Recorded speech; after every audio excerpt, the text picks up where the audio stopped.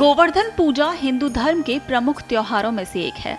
हर साल कार्तिक माह के शुक्ल पक्ष की प्रतिपदा तिथि को ये त्योहार मनाया जाता है।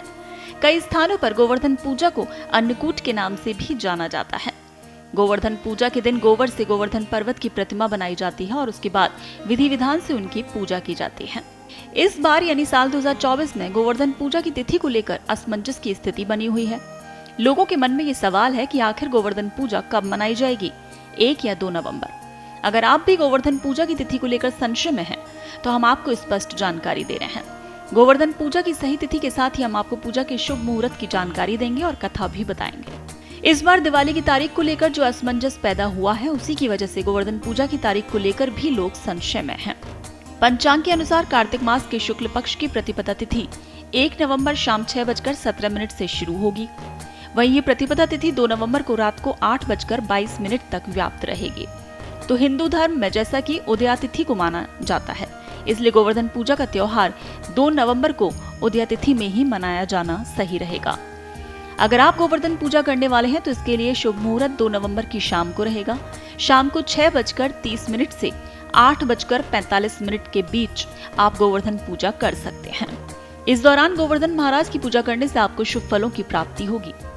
गोवर्धन पूजा के दिन को हिंदू धर्म में बेहद महत्वपूर्ण माना जाता है। इसी दिन भगवान कृष्ण ने गोवर्धन पर्वत को अपनी उंगली पर उठाकर इंद्रदेव के घमंड को चूर चूर किया था। इस दिन गोवर्धन पर्वत की पूजा तो की जाती है, साथ ही त्योहार मानव और प्रकृति के बीच के संबंध को भी दर्शाता है। इस दिन दान पुण्य करने से शुभ फलों की प्राप्ति होती है और आपके जीवन में सकारात्मकता आती है। गोवर्धन महाराज की पूजा के साथ ही इस दिन भगवान कृष्ण की पूजा आराधना करने से भी आपको लाभ मिलता है। आइए अब गोवर्धन पूजा की कथा आपको बताते हैं। कथा के अनुसार प्राचीन समय की बात है, देवराज इंद्र को अपनी पूजा किए जाने का अहंकार हो गया। उस समय द्वापर में धरती पर लीला कर रहे भगवान विष्णु के अवतार भगवान श्री कृष्ण ने इंद्रदेव को रास्ता दिखाने की सोची। इस पर जब एक दिन सभी ब्रजवासी उत्तम पकवान बना रहे थे और इंद्र की पूजा की तैयारी कर रहे थे, तो कान्हा ने माँ यशोदा से पूछा, मैया ये आप लोग किसकी पूजा की तैयारी कर रहे हैं? माँ यशोदा ने कहा, लल्ला हम देवराज इंद्र की पूजा करने जा रहे हैं। वो वर्षा करते हैं जिससे हमारी फसलें उगती हैं। भगवान कृष्ण ने कहा, मैया हमें तो गोवर्धन पर्वत की पूजा करनी चाहिए, क्योंकि हमारी गायें वहीं चढ़ती हैं। इंद्र का दर्शन भी नहीं होता और वो तो पूजा न करने पर क्रोधित होते हैं। ऐसे अहंकारी की पूजा नहीं करनी चाहिए। कृष्ण की इस सलाह पर सभी ब्रजवासी इंद्र की पूजा के बजाय गोवर्धन पर्वत की पूजा की।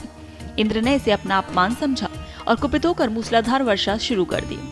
इस बारिश ने सभी ब्रजवासियों को भयभीत कर दिया और उन्होंने भगवान कृष्ण को दोषी ठहराना शुरू किया और बचाने के लिए उन्हें ही कुछ करने के लिए कहने लगे। इस पर भगवान कृष्ण ने सभी ब्रजवासियों को गोवर्धन पर्वत के पास इकट्ठा होने को कहा और अपनी मुरली को कमर में बांधकर अपनी कनिष्ठा उंगली पर गोवर्धन पर्वत उठा लिया। सभी ब्रजवासियों को अपने गाय और बछड़ों के साथ गोवर्धन पर्वत के नीचे शरण के लिए बुलाया। इस पर इंद्र का क्रोध और बढ़ गया। उन्होंने बारिश की तीव्रता को और बढ़ा दिया। इसको नियंत्रित करने के लिए भगवान कृष्ण ने सुदर्शन चक्र को आदेश दिया कि वो पर्वत के ऊपर रहकर बारिश की गति को नियंत्रित करे। उन्होंने शेषनाग से भी कहा कि वो मेड़ बनाकर पानी को पर्वत की ओर आने से रोके। इस प्रकार भगवान कृष्ण ने अपने भक्तों की रक्षा की और इंद्र ने ये सब देखकर महसूस किया कि कृष्ण कोई साधारण व्यक्ति नहीं। वो ब्रह्मा जी के पास पहुंचे और अपनी समस्या बताई। ब्रह्मा जी ने इंद्र को समझाया कि भगवान कृष्ण स्वयं भगवान विष्णु के अवतार हैं और उन्हें पहचानने में उनसे गलती हुई। इस पर इंद्र का घमंड टूट गया और उन्होंने भगवान कृष्ण से क्षमा याचना की और उनकी पूजा करने का निर्णय लिया।